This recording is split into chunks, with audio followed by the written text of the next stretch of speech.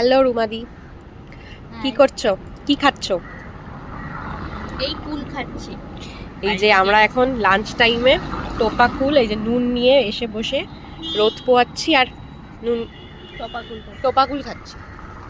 খুবই টক, টেস্টি, খুব টেস্টিও, খুব টকও।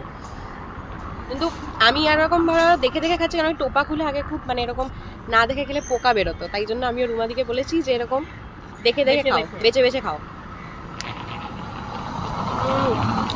দারুণ।